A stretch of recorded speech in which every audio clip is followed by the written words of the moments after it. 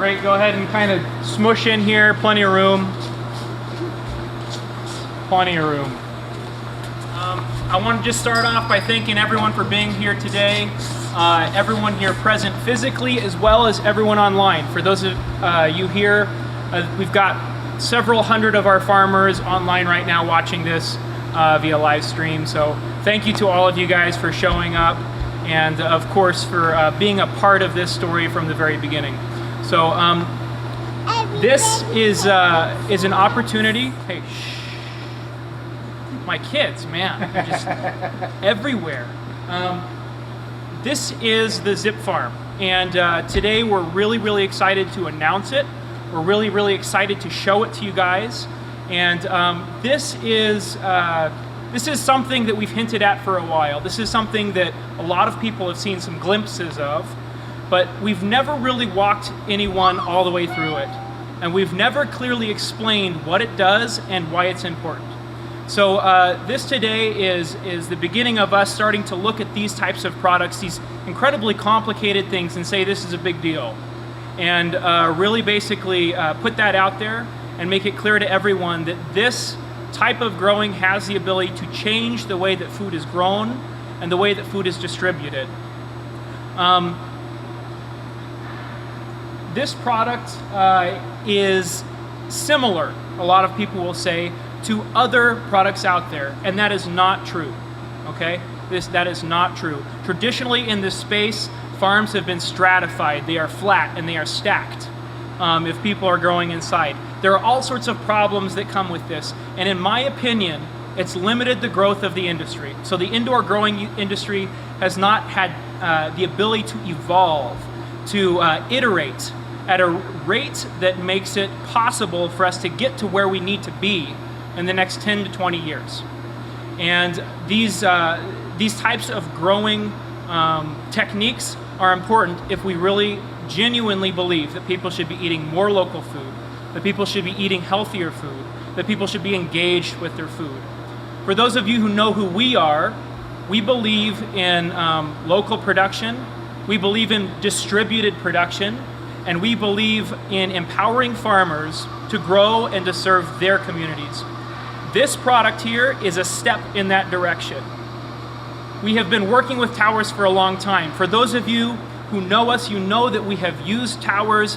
They're a product that we've thought about, that we've implemented, that we've helped you to implement over the years.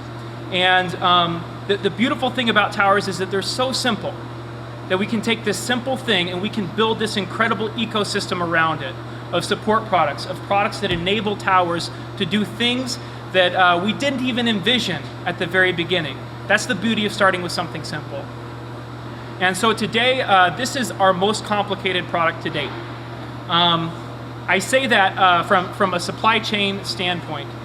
It is an incredibly simple product to use, and it is simple by design. We have spent a lot of time and a lot of energy and a lot of effort going through this and hacking back, chopping back the unnecessary things to something that is bare and simple and easy to operate. And the important thing there is scale and the ability of a single person to run it. So traditionally, to grow like this, you need scale. You need a lot of space. You need a lot of capital investment. You need a lot of things that are difficult for an average person with conviction to go out and find. This product is designed to allow single people, a single person, to go out, find a small amount of money, get this thing started, and operate it by his or herself. This is a very important thing. And it may not seem like a big deal, but it really is a big deal. We designed this system to be scalable.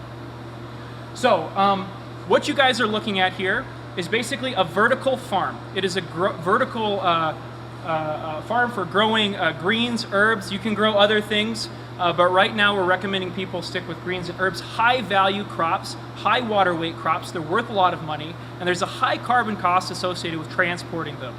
So these farms are designed to impact that distribution chain. We're using a few different things here. A lot of these are custom. A lot of these are things that in the past we designed for big farms, and we did this on a grand scale. So we'd go in and we'd custom design all of these parts and we'd implement them on a fairly large scale. And that was great, that was fine, that was dandy. But last spring we started to say, why can't we build these in a way that anyone can buy them, set them up, and start running them? So instead of having to send an install team out and make this big complicated thing, instead of making all of this custom fabricated stuff, we began to simplify it down and standardize everything. So this is our standardized vertical farm. And it's basically composed of a couple different things. So what you guys are looking at here is our growing racks, or our zip racks. And I would say these are the heart and the soul of the system. Surrounding that is our infrastructure, say our lighting, our plumbing, and of course the kind of infrastructure elements that support those racks. The racks are modular, and that's a really important thing to understand, because as a single grower, growing indoors has some limitations. Traditionally, these have been the fact that you have to move the process to the product. So instead of taking something like you would in a traditional manufacturing process and moving it from point to point, the product moves through the process. We have to take the processes out into the growing environment and implement them in the growing environment. The goal here was to be able to unclip these racks from the growing environment and do all of the work somewhere else. So we'll have planting stations, you move the rack to the planting station. To harvest, you move the rack to the harvest. And we can actually move an awful lot. So, hey Trapper, do you want to help me just unclip some of these racks, show how they work real fast? So Trapper's going to unclip one of these racks, and we're going to show you guys how easy it is to move this around the growing environment. So everything we have is on quick connects. It's all designed to snap together and snap apart. And what that allows is for an individual, one farmer, to take a rack fully grown with produce. They can move it to be harvested, they can move it to be planted, and even more importantly, I think down the road, they can move it directly to market for customers to harvest in the supermarket, right? So we can eliminate the labor costs, post-harvest labor costs altogether. These racks are really interesting. It will hold typically around 8 towers. And in seedling racks, which you'll see a few of, like these racks back here are seedling racks, we can stack these towers side by side. So you can vary the spacing according to your needs. No longer are you stuck with set spacings with towers. You can basically space these as close together or as far apart as you want. That's really important when we start growing out really mature crops like kale. Okay, these crops like to throw elbows, they compete with each other. They make it really difficult to grow these things to large statures. We can spread these towers out now.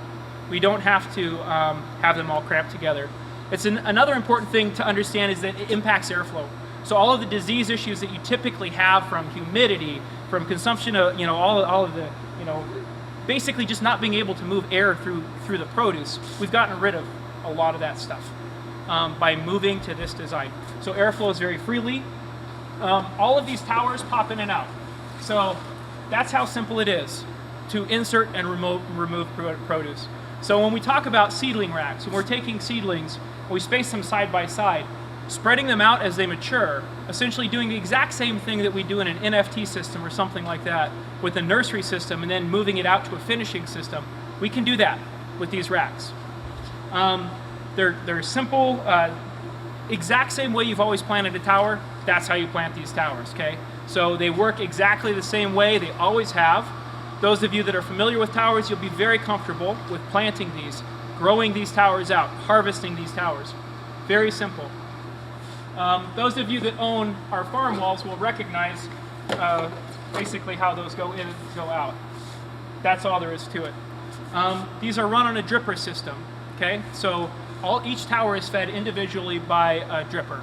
And these are designed to accommodate a bunch of different zippers. You want 2 gallons per hour? No problem. You want 4 gallons per hour? No problem. Whatever your gallon per hour goal is, you can accomplish just by switching out drippers. Simple, simple, simple. So we showed how easy those snap in and snap out, and you guys can probably imagine what it's like to manage a system like this over a system where the towers are stuck in the same spot the whole time. It's a very, very different experience for the user. moving on, the irrigation system that's attached to this thing is brand new. You guys can scoot in if you really want. It's simple. It's bare bones, but it's really, really cost effective, and it does everything we need it to. We have a UV clarifier, and we've got great filtration attached to the sucker.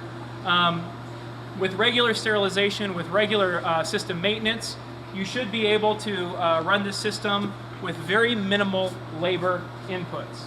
And of course that depends on your crop, you know, but this is really a great system. Everything is automated. All of the dosing, no more hand dosing. You guys don't have to come in and measure nutrients constantly. The system does that for you. So on the management side here, there's very, very little management in the long run. So we're talking about an entirely new system, a system that's automated from front to back.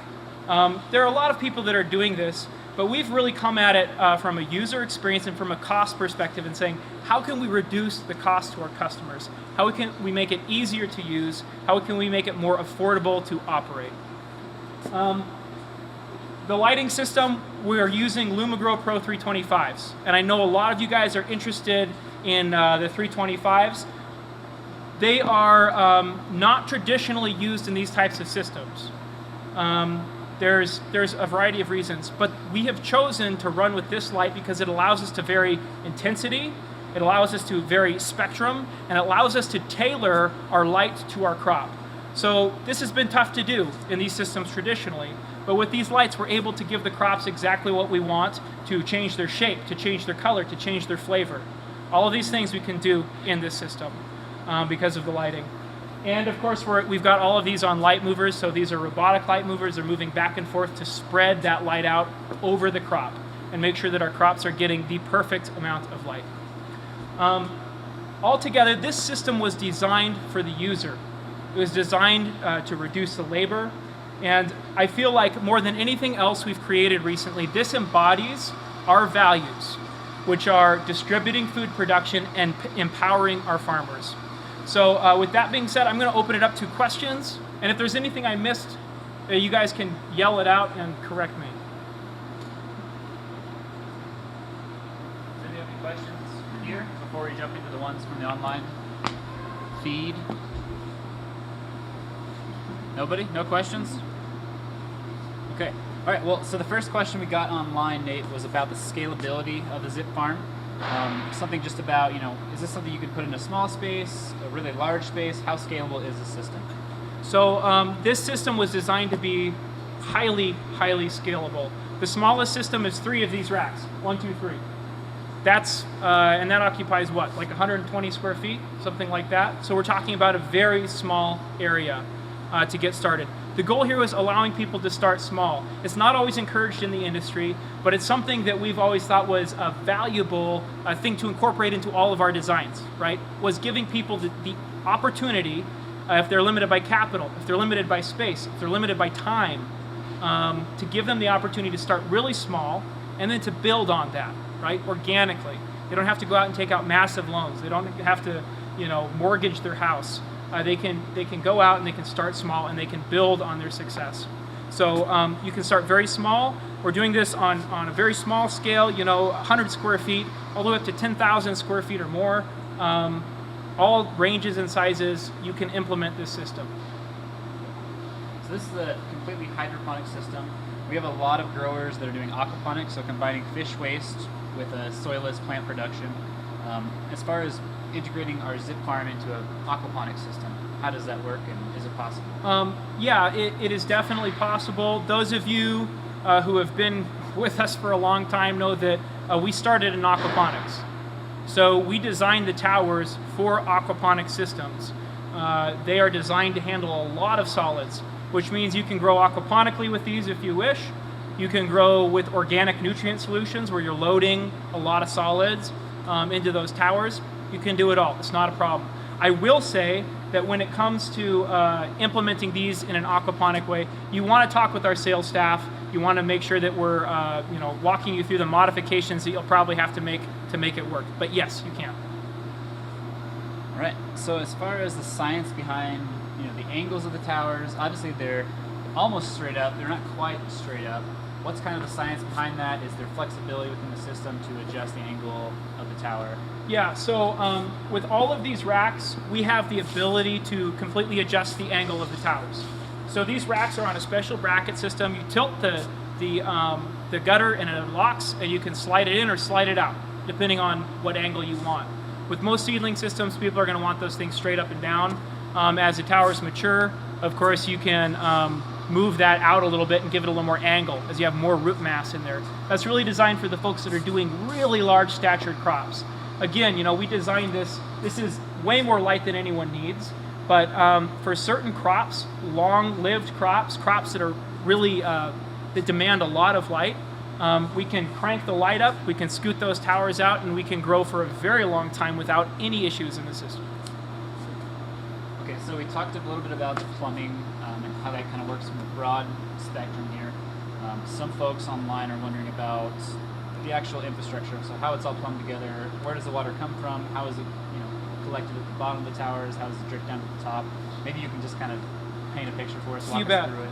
So all of our water is held over here. We've got basically one of our standard sump systems, and we did a video on this, so this shouldn't be too new. You guys have probably seen this before in our YouTube videos.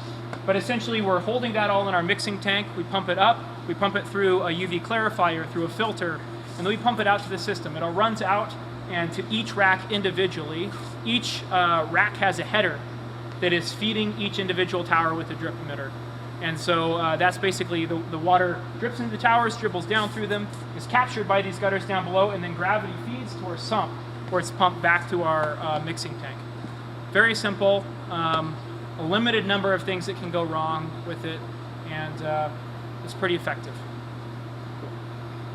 As you guys think of other questions, feel free to just shout them out as well. We have a couple more here from online, but so again, just shout them out if you have questions. So we do have a lot of folks that are kind of in between. You know, they're thinking about a greenhouse, they're thinking about indoor space. One person asked, why would I choose an indoor system over just growing naturally with sunlight? Well, you wouldn't necessarily.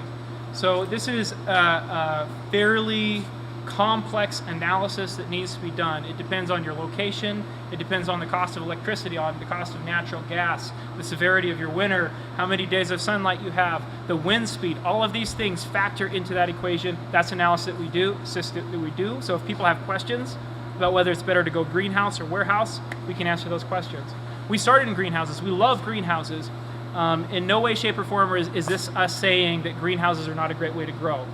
This is us saying that depending on where you're at and depending on what your costs are, the type of growing technique and location that you choose will be totally dependent on those things. So there's, you know, we're fairly agnostic when it comes to the way to grow. We want to figure out the way that's best for the farmer and most sustainable in the long run. Sure. Cool. Jason, you have a question? So on that same note, Nate, you know, why warehouses?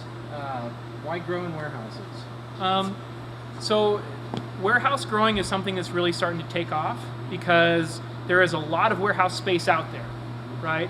And it's typically, especially in some of these cities where they've moved away from traditional manufacturing, warehouses where we were manufacturing and holding all of these goods that we're ordering from China now. So we've got a lot of space.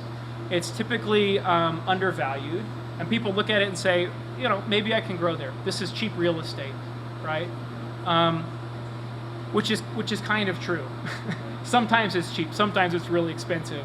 The costs are just hidden. So this is a type of growing that's starting to grow in popularity, and in a lot of places the economics work out. In some places the economics do not work out. So you need to do a really careful analysis of the economics to know. But I will say that I anticipate that in the next decade or 2 decades, we are going to see a huge shift from fields to warehouses for certain types of crops. So this is us swimming ahead of the wave in a lot of ways. Anybody else locally here? Yeah. Have you tried to integrate any of these systems with solar power yet? Yes, we have customers that are looking very closely at solar. It is possible. These systems can consume a lot of energy, but it is certainly possible to run it on alternative energy. We've worked with a couple of customers that their entire grow operation was based on wind and solar generated electricity. So yes, it is possible. There is of course additional costs to that. Solar is still pricey on the front end, but operationally, yes, you can do it. And there are people that are doing it. Cool. All right, we'll take one more from the online feed here.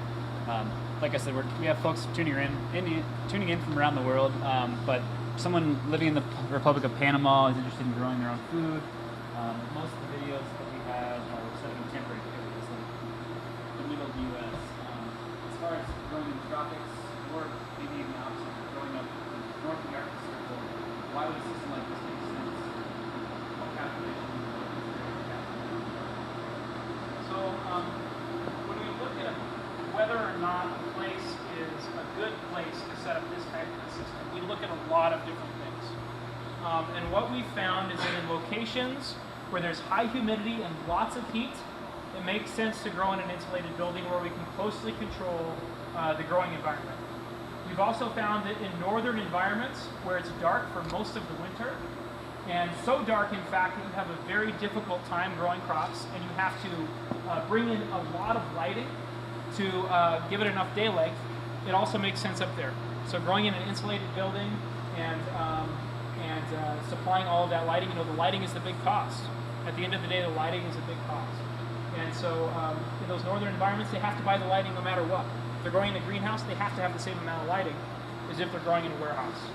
And so we basically say in those environments, almost every analysis we've done comes back saying, yeah, we need to be growing in a warehouse. So there are a lot of other kind of benefits to it, including, like building depreciation, all sorts of things that we really don't need to get into here. But we're happy to maybe talk about at some point down the road. All right. Other questions from folks here in the audience? Cool. So wrapping up, feel free to poke around, check out the system. And I wanted to thank you guys again for coming. This system is just the beginning. There are so many improvements in process. We have so many other really exciting products that we're really, really pumped to show you guys in the coming months. So I would say expect one of these every couple months, at least for the next year. We're going to have something really interesting and exciting to show you. We've had the opportunity to really bang our head against some interesting problems as we build these systems, as we implement these systems, that a lot of people have never had the opportunity to experience. They're frustrating, but they teach you what the real problems are, right? So we have a chance to work on problems before anyone else does. And that's really exciting because it means that we get to build products that people don't know there's a need for yet. And that is a really, really fun process. So thanks so much for coming. And for those of you that tuned in via YouTube, thanks so much for being a part of this. We're just always humbled and really grateful for the support of the Laramie community, for the support of our online community, all of our USU students, all of our upstart farmers, and of course all of our YouTubers. This is just a really, really great thing. We really appreciate you guys showing up.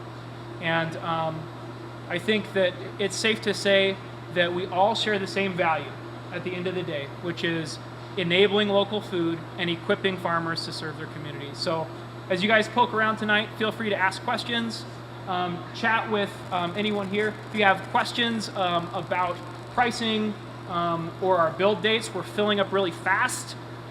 We've done, a little over $1 million in these systems already this year to date.